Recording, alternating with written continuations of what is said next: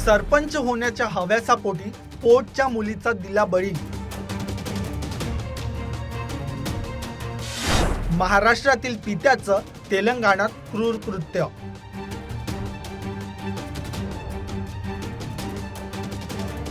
सरपंच होण्यासाठी पित्याने आपल्या पोटच्या 7 वर्षाच्या लेकीची हत्या केल्याची भयंकर घटना महाराष्ट्रातील नांदेडमध्ये घडली आहे।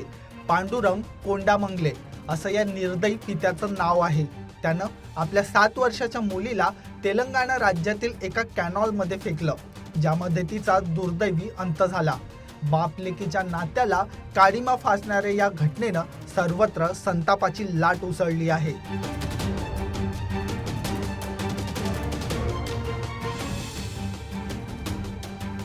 नांदेडमधील केरूर गावातील रहिवासी 28 वर्षीय पांडुरंग कोंडमंगळे हा त्याच्या गावात एक सलून चालवतो। त्याला 2 जुळ्या मुली आणि एक मुलगा अशी 3 अपत्य होती। पांडुरंगला आपण गावचे सरपंच व्हावे, ग्रामपंचायत निवडणूक लढवावी अशी इच्छा होती। मात्र महाराष्ट्र पंचायत राज कायदा त्याच्या स्वप्नातील मोठा अडथळा ठरला। या कायद्यानुसार 2 पेक्षा जास्त मुलं असलेली व्यक्ती पंचायत निवडणूक लढवू शकत नाही। या समस्येवर तोडगा काढण्यासाठी पांडुरंगने सध्याचे गावचे सरपंच गणेश शिंदे यांच्याशी चर्चा केली।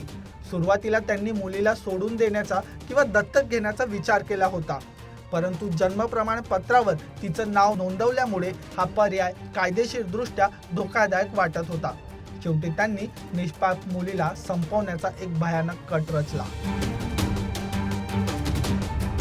या योजनेनुसार पांडुरंग त्याच्या मुलीला त्याच्या दुचाकीवरून तेलंगणात निजामाबाद जिल्ह्यातील निजाम सागर कालव्यात घेऊन गेला, जिथं त्याने त्याच्या स्वतःच्या लाडक्या मुलीला थंड कालव्यात ढकललं। जवळच्या शेतात काम करणाऱ्या लोकांना काहीतरी पडल्याचा आवाज आला आणि ते आले तेव्हा त्यांना मुलीचा मृतदेह पाण्यात तरंगताना आढळला। या घटनेची माहिती मिळताच निजामाबाद पोलिसांनी मृतदेह ताब्यात घेतला आणि त्याचे फोटो सोशल मीडियावर आणि वर्तमानपत्रांमध्ये प्रसारित केले। एका गावकऱ्याने छायाचित्रातून मुलीची ओळख पटवली आणि ताबडतोब पोलिसांना कळवलं।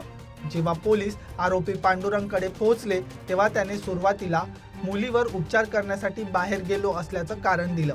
मात्र पोलिसी खात्या दाखवताच तो पोपटासारखा बोलू लागला आणि त्यानं गुन्हा कबूल केला।